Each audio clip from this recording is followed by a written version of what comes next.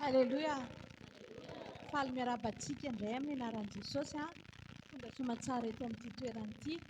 Misy matoky aho fa efa miaraka amintsika ny Tompo. Amen. Mangatamy Jesosy androany hoe fanahy maso no sokafo ny masom-panahiko, andraisako izay tena avy aminao. Dia rehefa tena mandray ilay avy amin'ny fanahy masina ianao dia manomboka misy zavatra miova ao anatinao. Nasandraparin-davakontsika. Ray masina tsara indrindra izany an-danitra, misaotra betsaka anao izany amin'ity fotoana androany arivo ity. Misaotra satria fantatray fa eto ianao. Ianao nefa nanamarina taminay fa n'aiza ingona androna ny telo amin'ny anarako ny teninao dia eto ampovoany aho. Mitenena aminay androany Jesosy io. Ampahafataro anay ny sitraponao. Oka ianao fanahy masina nokatra amin'ny masom-panahinay. Ampangina ny tabatabany devoly rehetrarehetra ao anatin'ny fonay ka ahafahanay tsy mandray ny teninao. Mitenena Jesosy malalo fa voninkian'ny mpanomponao. Amin'ny anaran'i Jesosy Kristy Tompo. Amen. Afaka mahazo toerantsika Tompo. Zavatra arainy tiako zaraina androany mialohan'ny karaha-mpanompon'Andriamanitra dia hoe isika voatahiry eo amin'ny fitiavan'i Kristy. Rehefa voatahiry eo amin'ny fitiavan'i Kristy tsika na voatahiry eo amin'ny fitiavan'i Jesosy dia mahatsiaro zavatra tena miova eo amin'ny fiainantsika. Andriamanitra izao raha nanome an'i Jesosy Kristy Tompo izy dia Jesosy tena hita mihitsy izy hoe voatahiry teo amin'ny fitiavan'Andriamanitra. Na inona sedra lalovan'i Jesosy dia hita taratra teo amin'ny fiainany fa zanak'Andriamanitra izy.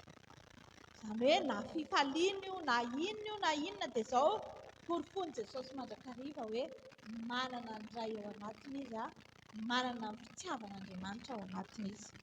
Ka tsika izany dia mila manana izany fahatsapana izany rehefa manompo an'i Jesosy. Rehefa manompo an'Andriamanitra tsika na miaraka amin'Andriamanitra dia izao mila manana izany fahatsapana izany tsika hoe Jesosy eto anilako mandrakariva.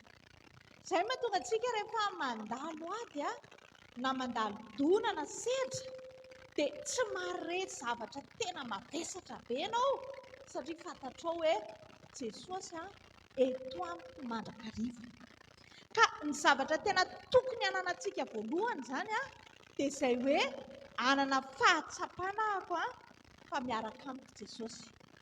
Ahoana moa no atokisanao olona tsy fantatrao, olona tsy miaraka aminao? Ary jereo tsara fa raha mandinika tsika raha ohatra izao ka misy mpivady ohatra na mpinamana na ohatran'izany miaraka dia izao tsy sahanao foana eo mason'ilay olona anankiray mihitsy n'ilay iray. Ohatran'ny hoe izaho izao na miaraka amin'ny vadiko ohatra dia miseho daholo ny fanajana sy ny rehetrarehetra satria fa matetika ny olona tsy miambina dia izao rehefa tsy hoe masony vadiny dia afaka ataony daholo ny zavatra rehetrarehetra satria tsy manana fahatsapana izy hoe tena tia ny olona miaraka amin'io.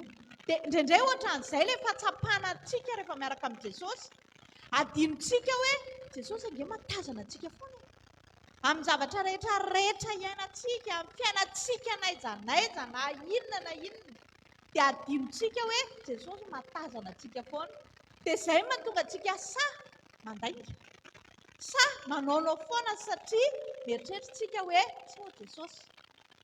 Ny olona izany raha te ho voatahiry amin'ny fitiavan'i Kristy dia voalohany indrindra mila manana fahatsapana izy hoe eo anilany foana Jesosy. Dia rehefa ao anilanao foana Jesosy dia tsy sahy manaonao foana intsony ianao fa izay ny sekrean'i Davida. Aiza hoy izy ny tany tsy ahitanao ahy? Na hidina any ambany ranolalina na hoaiza dia maninona hozy izy Davida? Any foana ianao. Mila manana an'izany fahatakarana sy fahatsapana izany tsika rehefa miaraka amin'i Jesosy hoe Jesosy izaho tia na manompo anao, aiza moa ny tany tsy ahitanao anahy? Na hiodina arỳ na hiodina atsy na handainga arỳ na handainga atsy dia hitanao foana. Dia rehefa fantatrao izay fahamarinana izay dia manomboka miova ny fomba fijerinao. Amen. Ao Matotoko 7:20 toy ny ten'Andriamanitra hoe fa na aiza no angona androna ny telo amin'ny anarako izy dia eo ampovoany aho. Rehefa miangona amin'ny anaran'Andriamanitra tsika eo ampovoany izy. Fa tsy hoe rehefa miray amin'ny fiposanana, miray amin'ny fankalanana, miray tsy miatsy eo ampovoany izy rehefa ohatr'izay. Indraindray tsika mieritreritra hoe rehefa mivory izay mpiara-manompy dia eo ampovoany izy. Rehefa miangona amin'ny anarany vao eo ampovoany izy. Mila fantatsika izany fahatsapany izany hoe Jesosy na inona ataoko dia tazanao foana aho. Ka raha hivory izay mpiara-manompy dia mila atao mazava tsara ny lalana izany hoe eto amin'ny anaran'i Jesosy izao ny voriana eto dia eto ianao. Amen.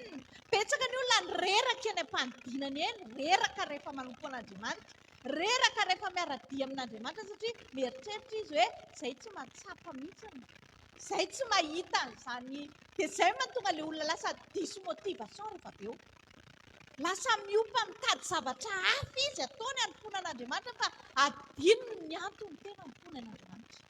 Andriamanitra izao miteny eto Jesosy Kristy hoe n'aiza n'aiza nodonandronany telo amin'ny anarako izy dia aiza eo ampovoany amin'ny anarako. Ka manomboka androany rehefa mivorivory ianao dia ataova amin'ny anaran'i Jesosy. Io tsy voatery ho tian'ny olona ny zavatra ataonao na mahafinaritra ny olona ianao. Tsy antsony izao ny lalana tadiavintsika fa ny zavatra tadiavintsika dia izao mivory amin'ny anarany.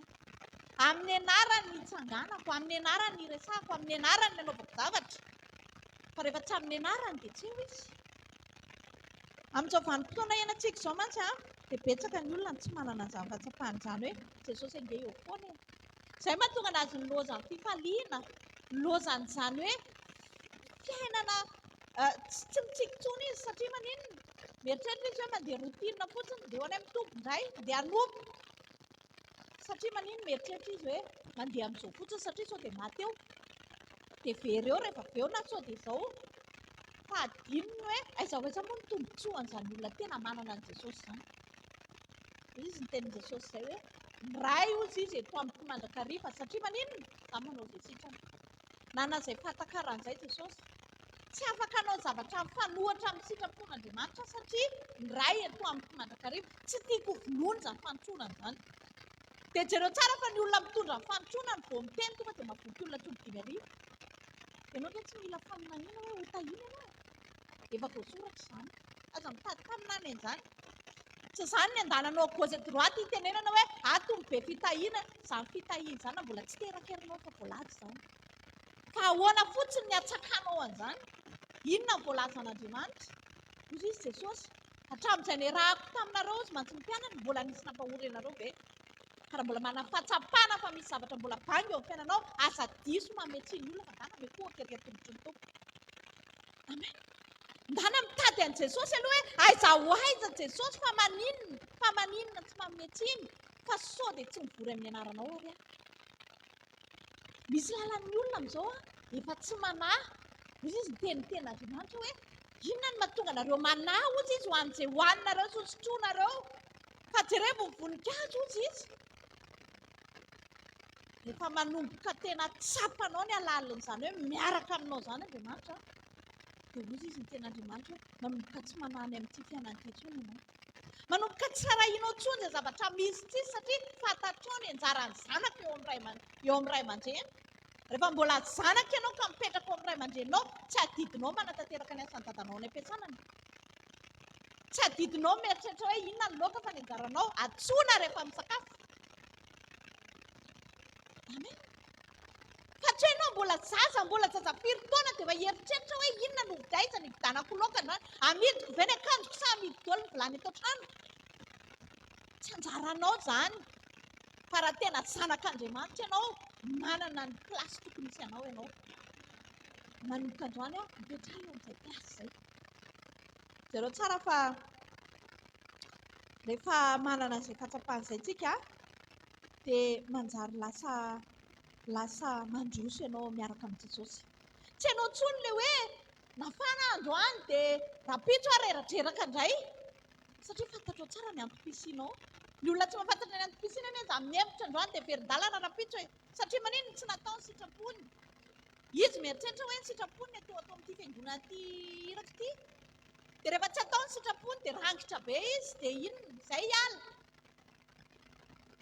Tsy ohatran'izany. Lasa vato misakana tsy afahanao mandroso. Ilay fankatiavana misy aminao sy Jesosy indraindray ianao tena be matava-berina tatao fitiavana voaloha mihitsy atao.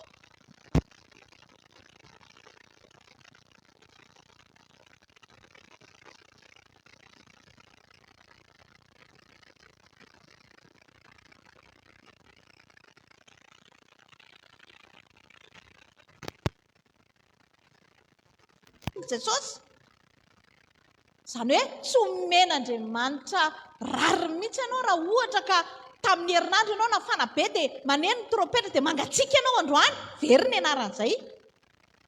Dia hiteny ve ianao hoe dia ahoana ilay olona nomeko mofo tamin'ilay fivoriana hitato ireny?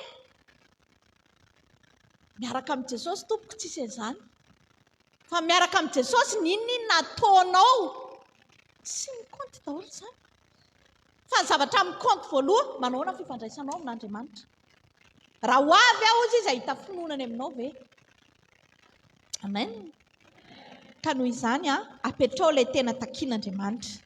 Ilay tena takian'Andriamanitra izao dia izao ohatra hoe nareo vehivavy manekena ny vadinareo, nareo lehilahy tiava, tena indray ny lehilahy tsy te hihaino an'izany fa hozy izy ny lehilahy hoe asan'Andriamanitra aloha, aiza ho aiza ao anaty baibolinao misy an'izany.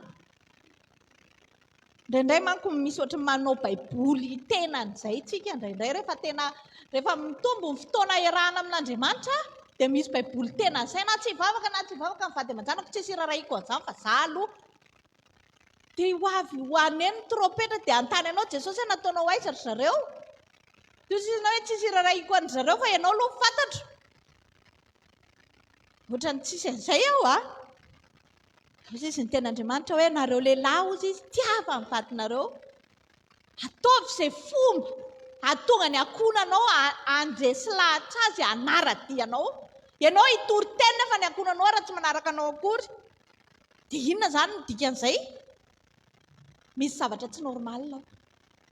Misy zavatra mila amboarinao. Izany tsy midika koa raha ianao raha tsy indrindra raha ianao vavaka nefa vadinao mbola tsy ao takio amin'i Jesosy aloha fa sao dia vavana be ianao ohatrany ohatra. Dia ahoana moa ny anarahan'ny olona anao izany ny toetranao raha tsy mahate hanaraka akory? Izany rehetrarehetra izany hoe takian'Andriamanitra amintsika daholo. Fa tsy ny hamaika anao ny andeha hitaona olona gauche et droite, izay mahatonga ny baiboly miteny hoe Jerosalema aloha vao Jodia vao Samaria hatrany am-paran'ny tany. Ao anatin'ny fitoriana mihitsy tsika izao, tsy manohatra fitoriantsika. Fa izao sao dia diso amin'ilay tena tadiavin'Andriamanitra. Apetrao tsara ilay tena izy. Inona ilay tena takian'Andriamanitra? Nareo vehivavy manekena ny vadinareo. Tena hiainanao ve izany? Ianao ve tena miaina an'izany zavatra takian'Andriamanitra aminao izany? Fa ianao nge na tsy mandray micro araka miaina an'izany dia manaraka anao fotsiny ny olona. Ho atoroko anao ilay izy rehefa avy eo. Mahatonga ny fifankatiavan'ny mpivady ao an-trano mahatonga anao hitoetra amin'ny fitiavan'i Jesosy Kristy dia ny fahatsapanao fa hitan'i Jesosy daholo ny ataonao. Dia manomboka eo amin'izay ianao dia mahafantatra hoe Jesosy za tsy hiazakazaka nampy anao adininao nga tsara toetra be nge sarara ohatra ka eritreretinao tsara hoe alaivo tsara tsy anao vitanao ve izany? Miaro ny voninahitr'Andriamanitra fa alao aloha hiagara mpanarahana anao dia amin'izay tsy ho hain'ny Jesosy, tsy ho hain'Andriamanitra. Tsy ho hainina izy satria maninona? Ianao efa nitabataba fa hiteraka zazalahy tsika. Nefa hatramin'izao ty ianao mbola tsy hita ihany tsika. Dia izao andefitra. Fa andana aloha ianao miaraka amin'ny hiagara. Tsy haiko hoe iza amin'ny vehivavy eto mahazaka an'izany. Ngeza be nge izany fandeferana sy fitiavan'izany fa izao fitiavana diso tsy eken'Andriamanitra. Ka ninona fa fanampodiso rehetrarehetra natolotra hodorana raha ny tenanao tsy ekeny raha vao tsy ao amin'ny sitrapony. Dia izao ny zavatra nitranga. Izay zavatra nahorina tamin'ny fieritreretana fanampinan'Andriamanitra rehetrarehetra nahongan'Andriamanitra daholo. Tsy niraisina akory ilay hiagara. Mandrak'androany mbola io ny problema misy amintsika eto. Hadisoana vehivavy anankiray mitondra fahadisoana be dia be mandrak'androany. Dia azonao sary an-tsaina fa izany hoe ahoana izany, inona ny tokony ataoko mba hahatonga anahy tsy ho fahadisoana eo mason'Andriamanitra. Mieritreritra izy mivady hoe hitrotro an'ilay Ismaela nefa kay tsy nitrotro akory. Hoy izy Andriamanitra hoe tsisy nizaniza hitondra ny voninahitr'Andriamanitra izany fa ny zavatra takian'Andriamanitra amin'asy ianao dia ny anao izay tadiavin'Andriamanitra. anao izay sitrapon'Andriamanitra, izay ny tedaviny amintsika. Ka ianao milaza fa tian'Andriamanitra nefa maka ala ohatra tsy possible izany. Tsy mety izany, amen. Donc antsika hijery olona anankiray Abinadaba. Ao amin'ny Samuel 7:7-9 dia mivaky izao ny tena amin'ny anaran'i Jesosy manao hoe dia tonga teo ny mponina tao Kiriata Jearima ka nitondra ny fiaran'i Jehovah niakatra. Dia nitondra azy ao an-tranon'ny Abinadaba teo ankavoany ary nanamasina ny Elezara zanany mba hitandrina ny fiaran'i Jehovah izy. Ary hatramin'izany androizany dia nitoetra ela tany Kiriata Jearima ny fiaran'i Jehovah dia 20 taona ary ny taranak'Israely rehetra nalahelo an'i Jehovah. Amen. Ny zavatra nitranga teto raha diniantsika tsara dia izao hoe petraka tao amin'ny Abinadaba amin'ny fiaran'Andriamanitra nandritra ny 20 taona. 20 taona ohatra n'asa ianao ilay nandray an'i Jesosy iny. Fa firy taona ianao izao nandray an'i Jesosy? Mety efa 50 angambany, mety tsy fantatro, mety vao maly, mety tsy haiko hoe oviana. Fa izao ny fanontaniana mipetraka tsy mahela azy fa ahoana ny tandremanao an'ilay izy. Mieritreritra manko tsika hoe za rehefa miaraka amin'ny Tompo dia izay tiako ihany io. Raha vao nanolo tena ho an'i Jesosy ianao dia responsable ianao. Tsy afaka averina tsony raha tsy hoe ianao nga hiala ao amin'ilay izy mihitsy hoe ho alaiko indray ny tenako dia tsy atolotro ho an'i Jesosy indray dia hafa indray izay. Fa raha nanolo tena ho an'i Jesosy ianao ny teny fa atolotro ho azy mombanao iray manontolo dia tsy afa miala ianao. Teto ity lehilahy ity raim-pianakaviana anankiray ity dia izao ny zavatra nitranga. Petraka tao aminy le fiara nandritra 20 taona tsisy nininana nataony. Na ny zanany tsy mba nampianarina an'izany sitrapon'Andriamanitra izany. Tsy mba niaina ny fanaraka tamin'izany fananany an'i Jesosy izany izy. Ohatra n'asa ianao. Firy taona nandraisanao an'i Jesosy? Fa mandraka androany mbola manao izay tianao ihany ianao. Fa izay tiako tenenina, izay tiako atao, izay tiako hiainana. Za tsy manaraka direktiva izany. Fa io izay tiako any io fa izany tena mampandroso an'io Jesosy io dia za. Dia teny amintsika hoe ohatr'izay mihitsy tantaran'ity Abinadaba ity 20 taona. Fa teny aminao fa raha tsy ny sasany sy ny fafany izany fiara izany efa vovoka ohatry n'inona angambany. Nanao ny asan'Andriamanitra izy fa tsy nanao izay nitetavin'Andriamanitra taminy. Eo amin'ny 20 taona tena zavatra ngeza be izany. Ela loatra izany fotoana izany. Fa izao ny zavatra nitranga rehefa nandeha ny zanany ao amin'ny Samuela 2:9-7 hatramin'ny 9-7 ny tenin'Andriamanitra hoe ary nataony teo amin'ny sarety vaovao ny fiaran'Andriamanitra ka nentiny avy tao an-tranon'ny Abinadaba teo ankavoany. Ary Ozasia io zanaky Abinadaba nampandeha ny sarety vaovao. Ary noho tonga teo amin'ny famolohana Nakona izy dia naninditra ny tanany tamin'ny fiaran'Andriamanitra Oza ka niazona azy satria nazeran'ny omby ny fiara. Dia nirehitra tamin'ny Oza ny fahatezeran'i Jehovah ary namaila azy teo Andriamanitra noho ny fahadisony ka dia maty teo anilan'ny fiaran'Andriamanitra izy. Zanan'ilay Oza io, zanaky Abinadaba. Au lieu dia tena hoe fahasoavana nanana izany fanatrehan'Andriamanitra izany lasa ny zanany indray maty tao anatin'ilay izy. Satria nahoana? Tsy nitandrina ny senasena ny tandremana. Na ninona tsy nampianariny ny zanany hoe tsy azo atao no mitazona an'io. Za tamina maiky an'io taloha dia nalahelo hoe ndry. Fa rehefa nandinika responsabilité tsy ny raisiny izany. Tsy azo raisina ny fiaran'i Jehovah efa nampianatra izy. Nampianatra sy nandidy an'izany. Ohatra n'asa ianao tamin'ny nandray an'i Jesosy. Inona ny zavatra nitenenin'Andriamanitra tamintsika? Aiza daholo ny vokatry ny fanahy? Aiza daholo ny reny fa izao i Abinadaba nanararoatra nandritra 20 taona nanao izay tiany. Tsy nampianariny ny zanany mba hianatra an'izany. Tsy nampianariny vatany tsisy nininana rarahina an'izany. Dia izao au lieu dia tokony fiadanana sy fahasoavana ny ainana tao anatin'izany 20 taona izany. Fa izao fahoriana. Ary ny efaranany ranomaso mangidihidy tsy noho ny aretina na noho ny inona fa noho ny amin'ny tsy fitandremana ny sitrapon'Andriamanitra. Ka teny amintsika hoe rehefa nandray an'i Jesosy tsika tsy afapely izany tsika. Ka hoe tsika mbola hanao izay tiantsika, nanao izay tiany Abinadaba teto tao an-trano ny fiaran'Andriamanitra fa tsy nampianatra ny ankonany izy. Tsy mba nitondra tena izy mba nanitsy tena. Oraka izy tsy mety izao zavatra izao Izao ny ataontsika rehefa miaraka amin'ny fiara faneken'Andriamanitra. Dia jereo tsara fa fiara tokony hitondra fitahiana ny lasa ojina sy fahafatesana teo amin'ny fiainana satria tsy ny rarahina ny fanatrehan'Andriamanitra. Manomboka androany asio tombony ny fandraisanao an'i Jesosy. Asa mijery olona izany rehefa manompo an'Andriamanitra. Ny olona ny mety hitenanao foana ny olona ianao masositra, ianao mandreraka. Fa tsisy hidiran'izany. Fa inona no nataonao teo mason'Andriamanitra? Manahoana ny toe-ponao teo ampanaovana ny asan'Andriamanitra? 20 taona tsy mikaonty izany amin'Andriamanitra. Mety hiteny ianao hoe nandritra ny 50 taona nanompoan'Andriamanitra. Ianona izao ny taoniko teo, ireo olona rehetrarehetra ireo 100 daholo ny taonan'ireo. Tsisy hidiran'Andriamanitra izany. Fa ny hidiran'Andriamanitra, manahoana ny toe-ponao teo ampanaovana an'ilay izy. Tsy tiako tsika ho diso lalana. Na rehefa diso lalana mantsy dia diso taridalana, diso fahatsapana, diso daholo.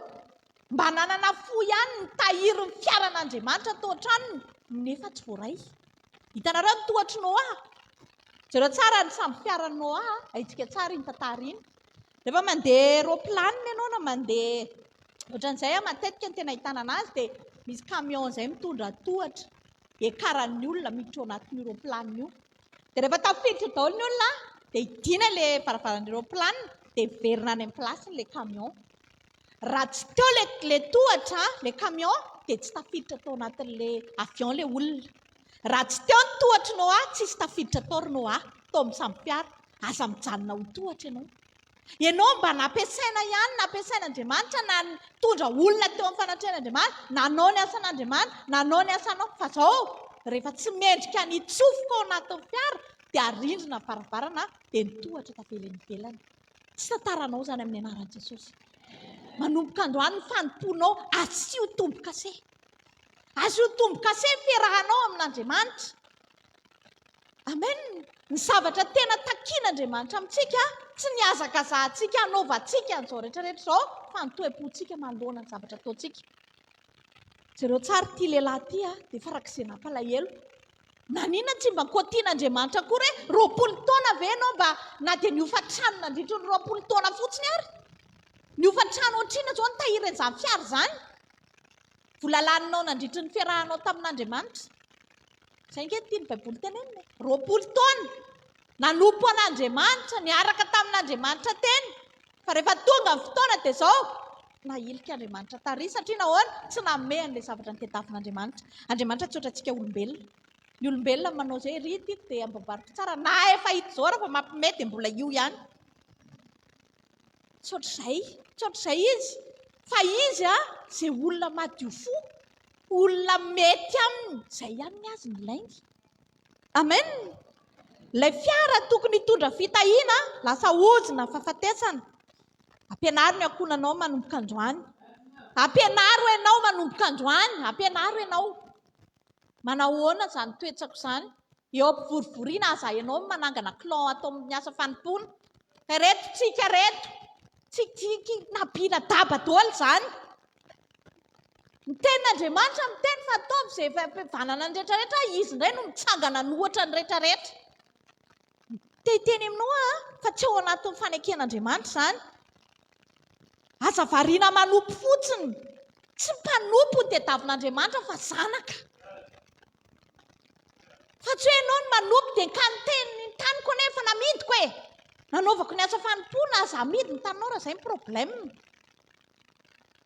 Fotsy izy ny ten'Andriamanitra, raha manolotra ny tena nodorana izy nefa tsisy fitiavinao izy tsy ilaina akory.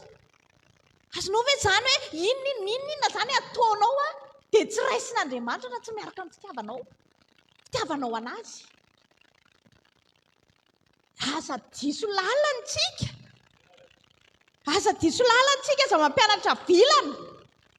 Azo atao mihitsy izao mampianatra hoe mamafaza daholo amin'ny dio daholo bajajanaareo atero aty ho an'i Jesosy. Atao inona bajaja rehefa fonao raha mangidy be. Ianao raha tsy mitandrina ny sitrapon'Andriamanitra akory dia inona atao inona izany? Tsy ilaina izany. Fa ny ilaina voalohany, ianao matahotra an'Andriamanitra aloha. Dia rehefa avy eo manaraka ho azy ny zavatra rehetra. Misy fotoana ange ho halan'ny olona ianao e. Ho halana ianao noho ny amin'Andriamanitra satria manomboka tsy miaraka amin'ilay olona mpifosa olona rentsony ianao. Satria hitanao hoe tena manimba ny fiainam-panahiko izany. Manomboka miala indray ianao, enjehan'ny olona ianao. Io miseho amin'ilay. Ry ohatr'izao, tsy maninona izany. Fa Jesosy tianao. Amen. Raha Andriamanitra momba anao, iza ny atohatra anao. Mampiasa olona angety devoly e. Rehefa mivory ny zanak'Andriamanitra dia eo koa. Ny devoly ianao mihevitra hoe atao mitombo tsisy devoly izany. Feno!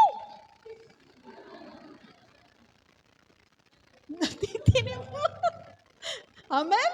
Hainao mila mitandrina. Jesosy zao amboariko amin'izay ny fiarahako aminao manomboka androany. Za eraka aminao Jesosy dia zao inona ny tadiavinao? Asa manoatra ny Jodasy Petera ange nitovy samy nandahany Jesosy. Ry raha tena nandaha tsy nafantatra mihitsy fa ny Jodasy mba noroany mihitsy Jesosy. Fa zao samy mpianatra, samy fidiana ka aza mijery tao hoe fidiana dia naninona. Tsy mpamina ny sandoko Jesosy mifidy an'i Jodasy, fa izy ny tsy nanamboatra ny toetra ny teny am-piandohana. Samy teo ihany, fa zao variana hafa ny antondiany eo fanatrehana rehefa tonga eo. Petera variana mihaino an'i Jesosy, tezitra tamin'ny anina. Dia ozy izy Jesosy, zana mamela, ka za efa mamela. Dia ozy Jesosy, impita amin'ny fitopolo verina impita e! Raha mavita an'izay isan'andro ianao dia izay mijanona. Dia jereo, hitanareo ilay zanak'Andriamanitra tsy manan-kalahatra.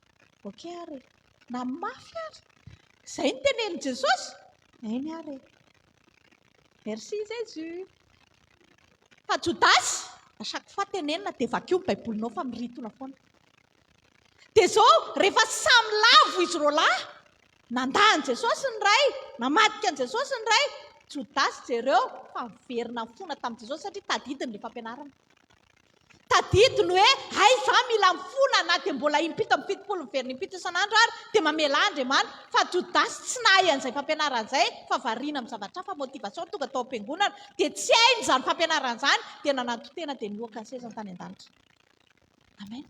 Samy tonga eo fanatrehana ihany fa tsy mahafantatra ny tokony ataony. Izay nge mahatonga baiboly miteny hoe ringana ny olona noho ny tsy fahalalana hozy izy. Samy mpianatra, samy fidiana, samy nosorana, samy mitovy daholo ny fidianana an'ireo. Au contraire Jodasy raha natokisan'i Jesosy kokoa satria izy mitambola.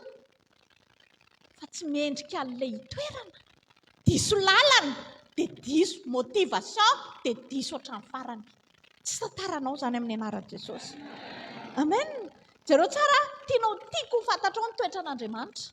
Ny toetran'Andriamanitra tsy mijery ny zava-bitanao izy, tsy mijery ny zavatra ataonao izy, fa ny zavatra tena jereny ianao matahotra azy. Any ianao zao dia mahita azy. Inona ny voalaza fa mahita an'Andriamanitra anaty baiboly? Sambatra amin'ny madio am-pofo izy nahita an'Andriamanitra. Izy tsy ny tena hoe sambatra mamafy betsaka, sambatra izay tena mihetsiketsika be, tena tazana mihitsy. Tombony ny fiantsoana an'ireny, tombony. Rehefa tia an'Andriamanitra ianao, inona tsy mampetsiketsika anao tokoa moa? Rehefa tia an'Andriamanitra ianao, inona manakana anao tsy hanao ninona ho azy?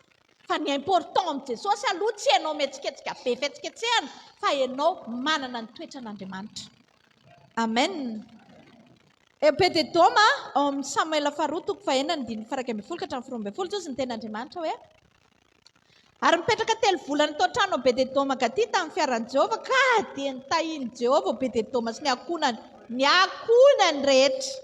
Ary nambara tamin'ny Davida mpanjaka hoe Jehovah efa nitahany ankonany Obededoma sy izay nananany rehetra noho ny fiaran'Andriamanitra. Dia nandeha Davida ka napakatra ny fiaran'Andriamanitra tampifaliana avy tao trano Obededoma ho any tanànan'i Davida. Samy nanana ny fiara, ny iray 3 volana, ny iray 20 taona. Fa zao miankonany nampianariny tandrina tsara an'izany fiarahana amin'Andriamanitra izany. Tena tandremo tsara io fiara io. Davida tsy nentina handray an'ilay fiara tsony satria natahotra Davida dia lasa tsy tia ny fanatrehany. Fa vitany Obededoma ny nandresy lahatra ny mpanjaka hiverina amin'ny fitiavan'Andriamanitra indray. Amen. Izany ange ny filazantsara. Ny filazantsara tsy ianao mitabataba gauche et droite fa zao mitoetranao maneho amin'ny olona rehetrarehetra fa tsara ny fiarahana amin'Andriamanitra. Voaka ny toetrany Obededoma menakavy tao an-trano, tonga sainy Davida, alaivo ny fiara ho akaty an-trano koa izy. Davida mpanjaka nefa fa tsy nety handray an'ilay fiara tsony. Be dia be nge vadinao nge tsy te hihainao izany Jesosy torianao izany e. Fa noho ny fitondratena tsara anao dia mihazakazaka ny olona hoe aiza ilay Jesosy torianao, aiza ilay fiarany aminao. Marina anao fitoriana any amin'ny boritsika izao, tsy hoe voadonan'ny olona ao ianao dia zaza donidonina. Nefa hono izara Jesosy, izy Jesosy fitiavana. Ampiaro ato amin'ity trano ity aloha izany. Amen. Jereo tsara Obededoma sy ny ankonany tonga dia nitahiny tsy Obededoma rery. Tsy nitahiny Obededoma fa nafanafohan'Andriamanitra nangalary ny vola tao an-trano dia nateriny tany am-piangonana. Hitan'Andriamanitra mihitsy fa tiano ny ankonany mihitsy ny zao Andriamanitra zao. Izy nangalatra tao an-tranony tao dia naterino an Jehova. Tsy mandray vola halatra Andriamanitra.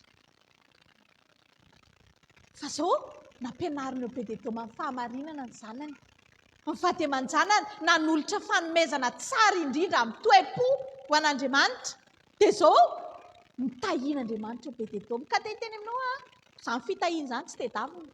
Fa izany manaraka ho azy. Fahasoavana, famindram-po, manaraka antsika amin'ny andro rehetra iainantsika. Tsy mila mitady an'izany ianao, tsy manambaka olona vao tahian'Andriamanitra, tsy mandainga vao mahazo vola. Fa manao ny sitrapon'Andriamanitra fotsiny. Tsy manaratsy olona. Tsy hoe te haninona dia haratsiana ny olona aloha dia amin'izay hita hoe ianao no tena tsara indrindra. Tsy ohatran'izany ny miaraka amin'Andriamanitra. Fa miaraka amin'Andriamanitra mandefitra ny amin'ny tsirariny noho ny amin'ny fieritreretana ny amin'Andriamanitra. Amen. Ny vavanao avelao amin'izay hiteny fahatsarana. Fa aza avela fotsafosana izaniza intsony. Misy angena ohatrany na vadiny ohatrany raha fotsafosainy arany tanàna. Dia menatra ny mezan'ny olona fotsiny rehefa avy eo. Satria maninona? Efa zatra an'izay. Izay fanazarana an'izay. Nataona ny mpanjaka hifandray amin'Andriamanitra. Inona moa izany ny tena zavatra tena tadiavintsika? Hanao ny sitrapon'Andriamanitra, hitondra ny olona eo amin'ny fanjakan'Andriamanitra. Rehefa teto Davida mpanjaka tsy resy lahatra intsony izy tamin'ilay fiara satria ozy izy tena tsy tian'io fiara io. Aleo aloha io hijanona any amin'ny oaka mihitsy tonga dia afindrao fa za tsy handrayan'io fiara io, fiara mamono io. Satria izay no nahitany tao amin'ny tranon'ny Abinadabanazy. Hoe fiara mamono io fiara io. Ndraindraiky ohatra izany ny fahafantaran'ny olona ny Jesosy hoentinao e. Jesosy maivava. Jesosy mikizitina. Jesosy ohatr'izao satria izay ny aseho anao. Iza moa ny ahitan'i Jesosy izany? Ianao raha mbola tsy mahita akory hoe ahoana raha tsy mihaino teniny sy ny rehetra mihaino ny teniny ihany ahoana ny jentilisany ananina ny hita fa izay ataonao ny ahafantaran'ny olona hoe ao aminao Andriamanitra. Amen. Eny an-tsena eny dia miady an-tsena eny. Tsy izy Jesosy niady an-tsena izany. Amen. Ka dinidinio tsara hoe mitondra ny fanatrehana ve ianao? Ao anatinao ve ilay fiara? Iza ilay fiara io? Ilay fanatrehan'Andriamanitra. Ilay Jesosy tena ao ve? Fa tsy hoe ianao ny atao isy eo amin'ilay be eo dia i Jesosy tsy nanao an'izany. Iza raha natao hoe mpampianana hoe Andriamanitra tsara o Jesosy. Za tsy tsara izany. Fa misy olona tena ohatrany hoe izy ny tena farak'izay tena tsara indrindra eto ambony tany ity. Dia adinony hoe Jesosy ange eo e. Tadio tsara fanomen'Andriamanitra fotoantsika hahalala azy mba hianatra tsara an'izay toetra tokony ho mety. Rehefa ho avy ny fanjavonana dia izay manana ny toetrany ihany no miakatra miaraka aminy. Hiaina amin'ireo izay tokony atao, hampiasa an'ireo fomba rehetrarehetra hoe ino izany ny tena tokony mahasoa antsika, handraisantsika voanoady voaloha fa tsy hoe inona ny mahomby.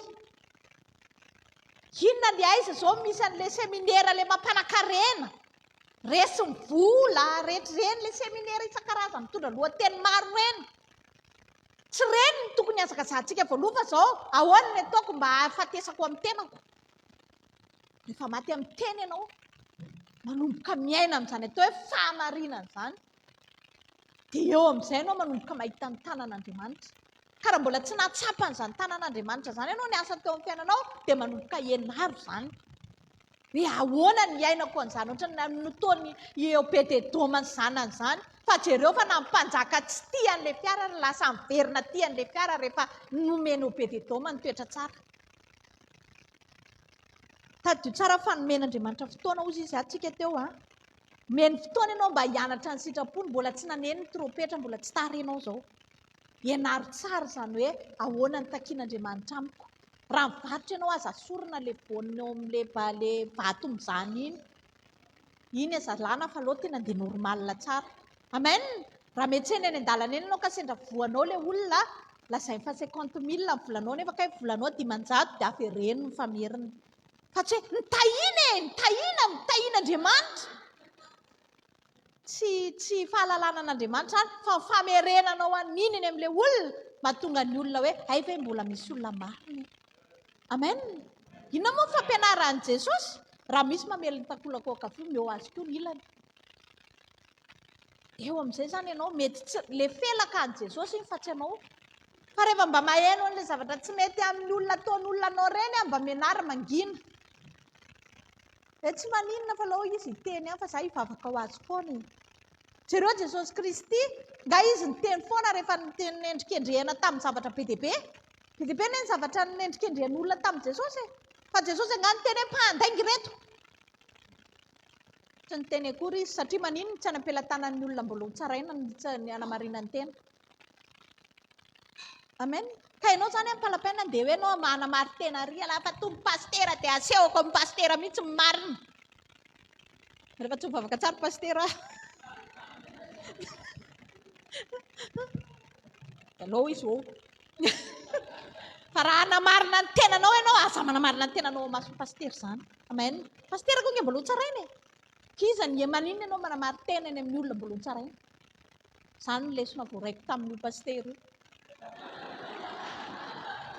Amen.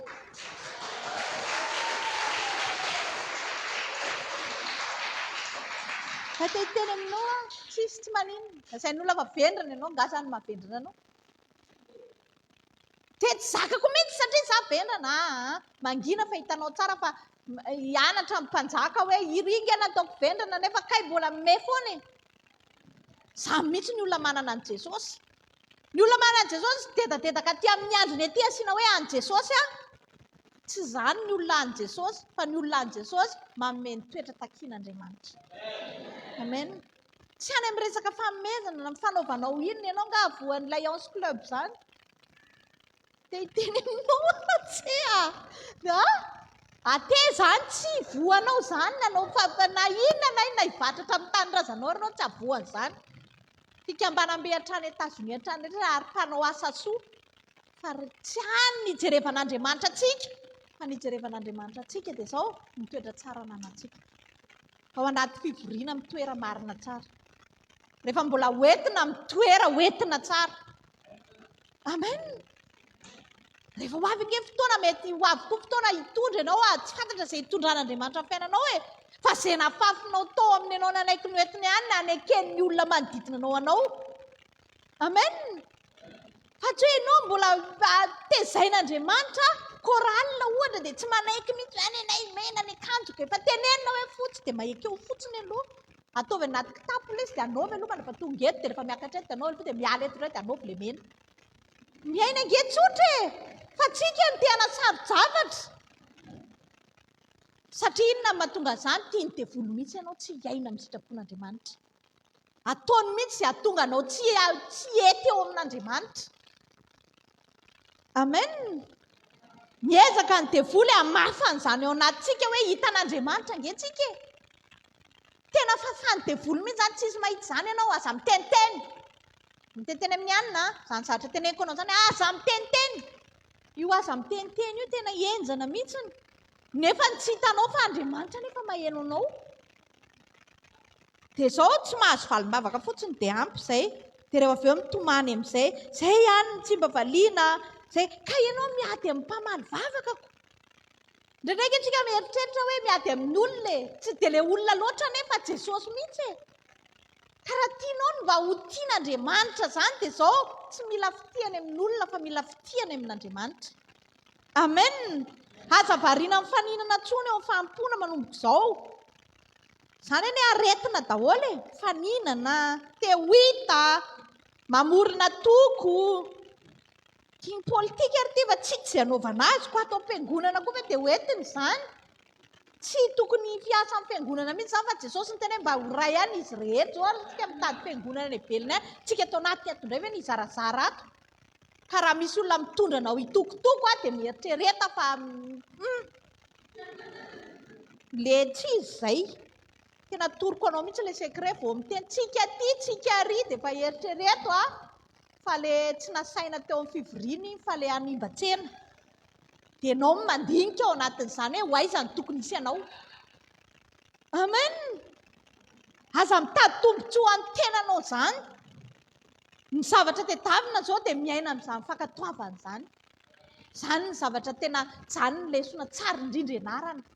Hoe inona ny inona ny fankatoavana, izany ny tsara indrindra. rehefa misy direktiva mivoaka dia mianara za miteny loha. Amen. Jereo tsara fa na dia eo ara ilay fanatrehana tao amin'ny abiana daba foana fa tsy namaly azy mihitsy satria ohatran'ny olona mandeha izy fa tsy mandroso. Indraindray fampona an'Andriamanitra rehefa tsy mifanaraka amin'ny sitrapon'Andriamanitra dia ianao mieritreritra anao hoe efa navita 100 metra nefa 0 araka tsy mihetsika. Semboky 9 andro eo am-pitoerana fotsiny fa tsy nandroso akory. Izany ny fiainan'ny olona tsy miaraka amin'ny direktivan'Andriamanitra sy ny sitrapon'Andriamanitra. Mieritreritra izy fa mandroso nefa tsy mandeha akory. Ohatran'ilay dinamo ahodina reny fotsiny. Rehefa diso fahatsapana dia diso lalana. Farany rehefa mahatsapitsika fa miaraka amintsika Andriamanitra dia izao ny zavatra mitranga. Rehefa fantatrao hoe Jesosy eo anilanao, Jesosy miaraka aminao, dia mifantatrao voalohany manomboka be fitiavana ianao. Manomboka tsapanao hoe tsy makala olona intsony ianao. Tsy voatery ianao andehanao ny sitrapon'ny olona fa ao am-ponao fotsiny tsisy fahakalana olona. Manomboka mitandrina ny teny tokony ho tandremana ianao. Manomboka tsy mpanakorotana na mpandrava fivoriana fa manomboka mifilaminana ianao. Manomboka miala daholo ireo toetra feno fitiavan-tena rehetrarehetra ao anatinao fa manomboka mandroso ny fitiavanao ny sitrapon'Andriamanitra. Manomboka manana fahatsapana ianao fa Kristy mivelona ao anatinao. Dia jereo tsara ohatran'ny Petera sy Paoly faly ara zareo voakapoka tary satria maninona? Voakapoka ho an'ny tompo. Tsy vesatra ho an'ny zareo tsony izany hoe satria fantany hoe na hidiana any ary izy dia ny anjelin'Andriamanitra hanokatra ny zareo any foana. Ny olona manana fahatsapana manana an'Andriamanitra ihany manana izany fomba fijery izany. Tsy manahy izy ny amin'ny hoaviny ka variana andeha hangalabadin'olona vao mieritreritra hoe hanambady. Fa apetrany amin'izao fotsiny ny fiainany dia mandeha izy dia miandry ny tanan'Andriamanitra. Amen. Ohatran'izany ny olona miaraka amin'Andriamanitra. Tsy hoe manimba-tsaina n'olona na manaratsy olona vao hoe ahazo marsena, ahazo fitadiavam-bola fa mipetraka tsara fotsiny izy dia matoky an'Andriamanitra dia manao izay asian'Andriamanitra atao satria maninona? Izay ny atao hoe miaraka amin'Andriamanitra. Ka fatapataro tsara manomboka androany miaraka amin'iza marina ianao. Tsisy olona fantatra anao ankoatran'Andriamanitra sy ianao ihany. Ianao ihany no mahafantatra hoe ahoana ny ataonao ao tokantranonao ao, ahoana ny fomba fiainanao, ahoana ny anehoanao an'i Jesosy ao anatinao. Fa rehefa fantatrao izay zavatra izay dia marina aminao, mazava aminao ny lalana miakatra any an-danitra. Inona ny tandrontsika androany? Ny tandrontsika dia izao tsy ho diso fampakarana rehefa tonga Jesosy. Amen. Manao izay asiany ataontsika fotsiny tsika ny fitoriana ny filazaon-tsara fa tsy ny fitoriana ny filazaon-tsara ny hitondra antsika hiakatra fa ny toetra seho antsika androany iny ny manamarika hoe miaraka amin'ny Jesosy marina antsika. Izao isika hitsangana hitehaka ho an'ny tenin'Andriamanitra sady andraisantsika amin'ny fanofon'Andriamanitra.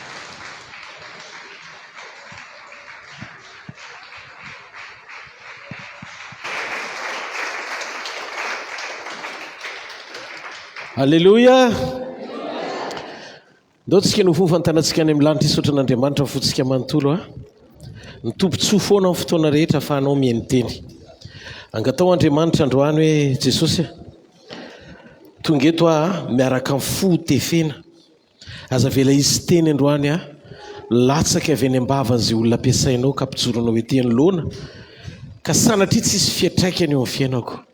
Sokafako anao ny foko androany dia avelako ianao hiasa malalaka atao anatiko. Vonoy ny nofo mba hahafahan'ny fanahy tena manjaka Andriamanitra. Esory izay zavatra tsy mifanaraka amin'ny sitraponao rehetra dia manjaka eo amin'ny fiainako fa mangetaetanao ny fanahiko maniry anao fatratra ny nofoko tahaka ny faniry ny deravaviny rano anony Jehovah mifaniriany ny fanahiko anao fatratra. Mitenena amiko androany arivo manambara ny sitraponao amiko inona ny tianao hiainako, ny zavatra tianao hanovana tia Andriamanitra sandrato zay vavak'izay tia Andriamanitra milanao sokafo ny vavanao milanao Andriamanitra mangetaetanao tia andre ny teninao andray fanovana avy aminao oeto eo amin'ilay sidina tianao hitondrana andray andro any esory zay tontolo tsy nambolenao rehetra eo amin'ny fiainako manambarany sitraponao amiko Jesosy zany ny etaetapoko etaetam-panina ato anatiko tia andre sy andray zay avy aminao manambarany sitraponao amiko indray amin'ny anaran Jesosy Kristy avy any Nazareta amen. Ndaontsika tia tanana mafy eo an'Andriamanitra mahazo ho toerana tompoko halleluja.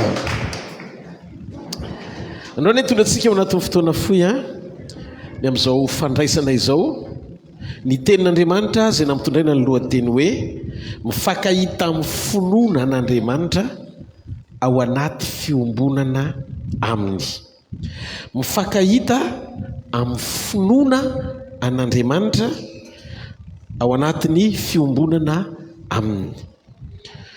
Jesosy rehefa nampianatra dia zao no nataony Jesosy tsy niteny hoe manana finoana an'Andriamanitra fa niditra lalindalina kokoa izy rehefa nampianatra nylaza hoe manana ny finoan'Andriamanitra. Finoan'Andriamanitra ny tokony ananantsika. Ahoana ary ny fomba hananako ny finoan'Andriamanitra? Ny finoana raha ny famaritan'ny Hebreo 1:12 azy dia hoe ny finoana dia fatokiana ny zavatra antenaina, fanehoana ny zavatra tsy hita. Ny zavatra misy zavamisy tsy hitan'ny maso, fa tsy hoe rehefa tsy hitan'ny masonao dia tsy misy ilay izy. Ny fisian'ny zavatra rehetra hita maso dia miainga tao amin'ny tontolo tsy hita maso avokoa no nantsoin'Andriamanitra. Midika fa ny zavatra tsy hitan'ny masonao dia misy lavitra noho ny zavatra hitan'ny masonao, satria miainga tao amin'ny tsy hita maso ny fisian'ny hita maso rehefa nantsoin'Andriamanitra tamin'ny alalan'ny teniny hoe misy dia misy zany. Io zany ilay karazam-pinoan'Andriamanitra tiany Jesosy ho ampianarina antsika.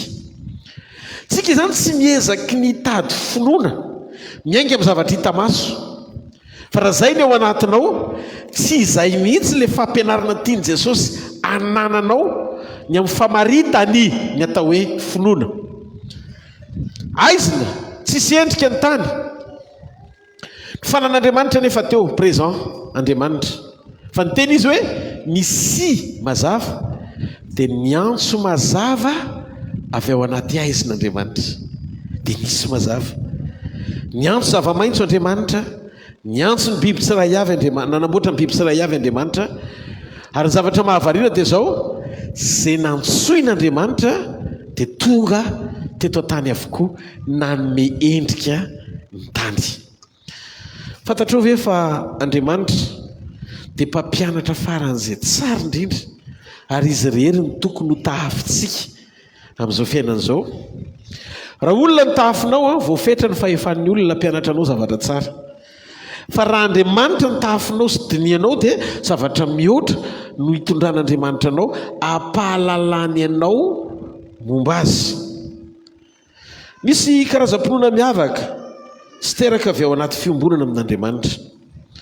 Ndaontsika isaina hoe ahoana reny finoany Abely natonga azy nazy fankasitrahana mihoatra lavitra noho Kaina, nefa samy nanao fanatitra ho an'Andriamanitra. Nanao fanatitra. Kaina nitondra vokatra, kokombra, vary, katsaka, netiny avy any fa zay mivokatry ny taniny. Abela nitondra fanatitra ondry, ary jereny Abela tsara mba tsy karakarainy tsara le ondry talohan'ny nanaterany azy. Ny sahirana izy satria hoy izy Baiboly hoe ny tsara indrindra sy mendrika indrindra tamin'ireo nompiny nalainy le salama tsisy kilema reny no entiny ao an'Andriamanitra. Voalohany natonga an'Andriamanitra ny tia any Abela sy nakasitraka azy, dia tsy hoe nataony fotsiny izay vitan'ilay asa.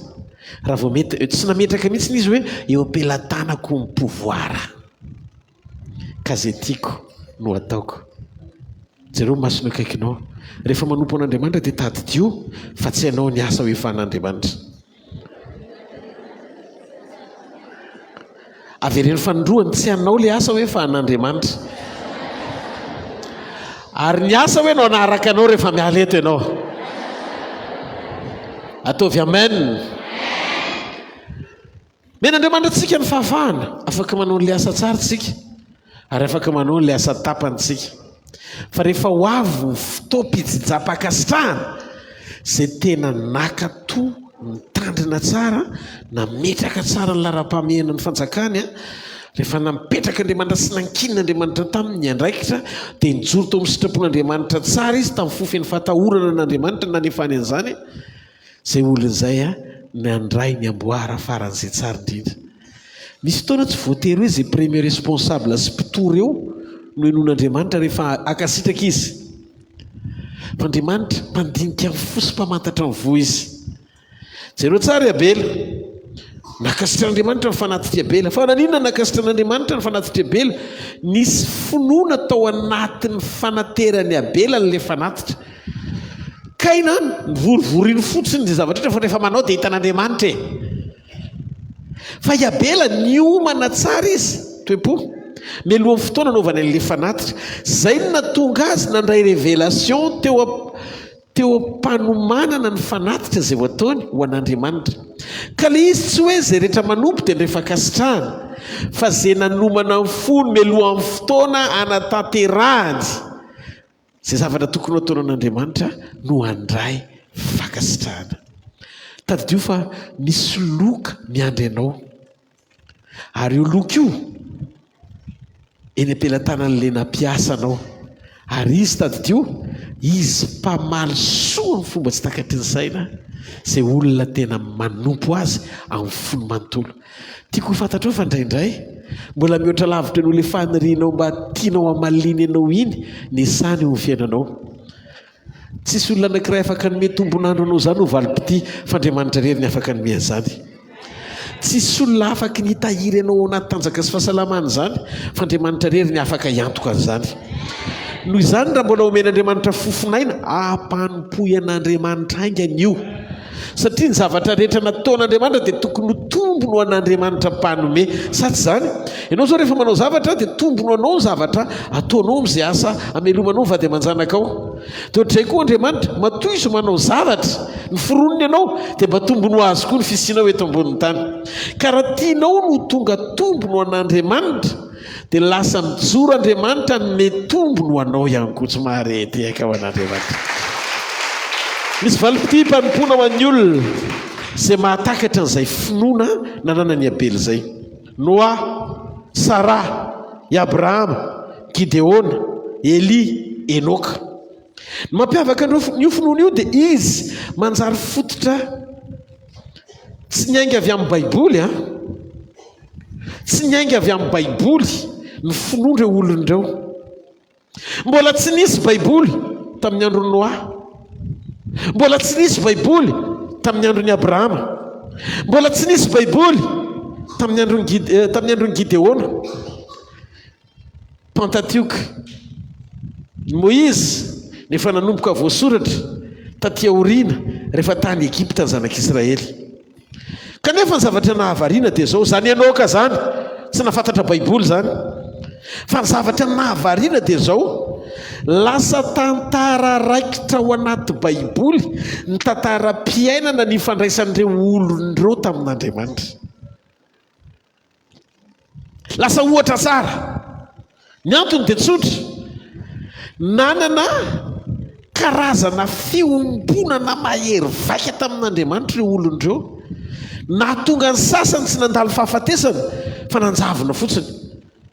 Eritrereto hoe zany Enoka zany nakasitrahan'Andriamanitra dia tonga dia nentin'Andriamanitra.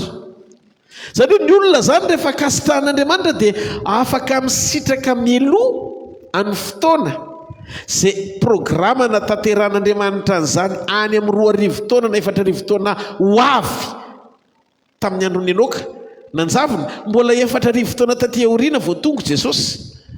nefa zavatra nahavariana ry havako fa Jesosy hatramin'izao mbola tsy miverina fa hiverina izy ahafahantsika misitraka raha mbola eto ambonin'ny tany sika le sensation na le fahatsapanana nanany Enoka tamin'izany no entin'Andriamanitra dia nanjavona izy melohany anjavonan'ny olona rehetra izay nino an'Andriamanitra. Ino io karazam-pinoana tao amin'ny Abela, Enoka, Eli? Io le karazam-pinoana toriako aminao, finoana teraka avy amin'ny kalitao-piombonana amin'Andriamanitra. Misy qualité ana fiombonana nananandreo olondreo izay tsy nitovy tamin'ny nananan'ny olona rehetra. Enina isika azy taty aoriana izay nanana baiboly izay misy ny tantarandreo olondreo iaingana mba mpitombona ny finoana ao anatinao eo mpamakiana azy. Be amintsika ny variana amin'izao ny faran'izao tsy tena miaina tsara sy mijoro ao anatin'le kalitao-piombonana mapety ny fiarahantsika amin'Andriamanitra mihoatra noho ny fiarahandreo olondreo tamin'Andriamanitra tamin'izany fotoana izany.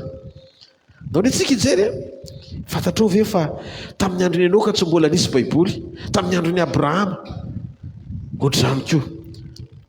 Ary io finoana io tsy misy ifandraisany amin'ny autorité spirituelle ampinoana eo amin'ny fiainanao. Zany hoe tsy misy hoe tsy nisy Enoka tsy nanana pasteur, i Abrahama tsy nanana pasteur. Io finoana io tsy ilay teraka avy amin'ny convention na hoe misy hoe séminaire na conférence hoe nisy mpanamanitra mahery vaika sady be ositra na mpianatra tao dia tao any nateraka indray ary tao an'ny orona tsisy conférence, tsisy séminaire, tsy nisy convention. Fa i Abrahama tonga dia nakasitrahan'Andriamanitra tao amin'ny sekoly ny fanompony. Ohatr'izany koa Enoka tonga dia nakasitrahan'Andriamanitra dia nisitraka fanjavonana melohan'ny andanantsika. Fa maninona Andriamanitra nampiavaka andreo olondreo. Misy zavatra tsy takatry ny saina tao. Olona tsy nanana pasteur ry zareo reo, tsy nanana verset biblique, tsy nanana toko sy andininy avy ao anatin'ny baiboly iorenana, tsy nanana fototra ny aingana ho repera akory tany amin'ny lasa tsara mba ho taafiny. Toy ny hoe iza ny olona mba metimety kokoa ho taafiny mba tonga ny finoako tena mba hitombo tsara. Ananako an'ilay atao hoe finoana mahatalanjona vokatry ny fiombonako amin'Andriamanitra. Tsy mbola nenantsika akory mandrakandroany ny zavatra niarahan'izy ireo tamin'Andriamanitra, fa mbola zavatra iandrasantsika azy amin'ny fotoana iverenan'i Jesosy efa nampanandrama an'Andriamanitra any Enoka tamin'izany. Fa maninona? Fa nahoana ny natonga ny Enoka manana finoana miavaka? Fa nahoana Andriamanitra maneho zavatra ohatr'izany teto ambonin'ny tany? Mahay niara-mandeha tamin'Andriamanitra ry zareo, nahay niaina tamin'ilay tontolo pakasitrahana, nakasika ny fon'Andriamanitra ry zareo. Fa inona ny zavatra nohan'ny Noa? Inona ny nohan'ny Enoka? Sao dia any amin'ny sakafo ny secret. Ary amin'izao fotoana izao aiza izy?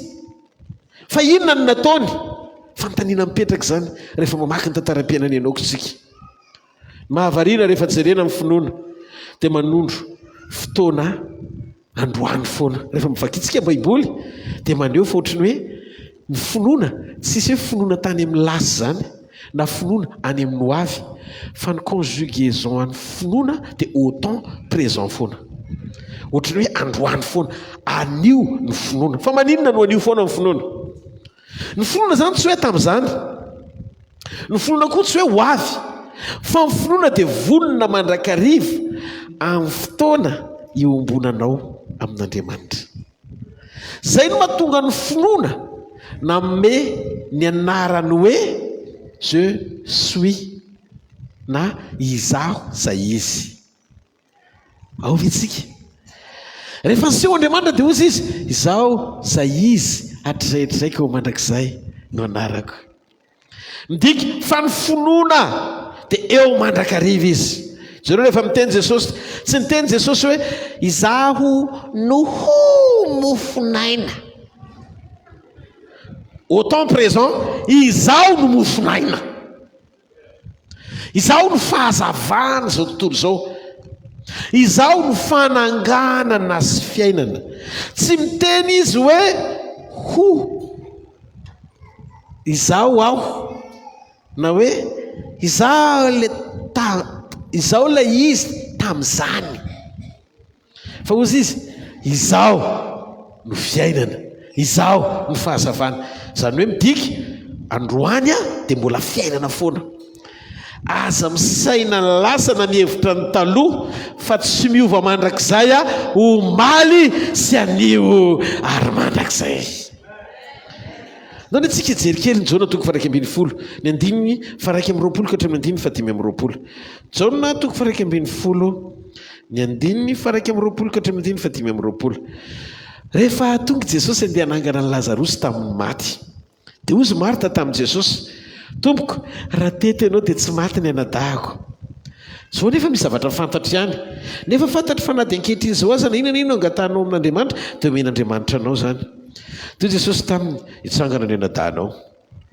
fa hoy marta fantatro ihany fa hitsangana izy amin'ny fitsanganany maty amin'ny andro farany toy jesosy taminy izao no fananganana sy maty sy fiainana zay mino ahy na dia maty azy dia ho velona indray io le karazam-ponoana toriko aminao andro any ariva io le fiompihombonana mitondra sy manondro ny fahamarinana rehetra momba ny jesosy atonganao ho velomo finoana androany fa tsy hametraka ny finoana any amin'ny hoavy na tany amin'ny lasy ahoana fisehoan'ilay izy marta ny teny hoe raha teto ianao dia tsy maty ny anadahako toy jesosy za ny fananganana sy fiainana tsika tsy afaky ny hametraka an'andriamanitra ampinoana any amin'ny lasy zany raha teto ianao passé zany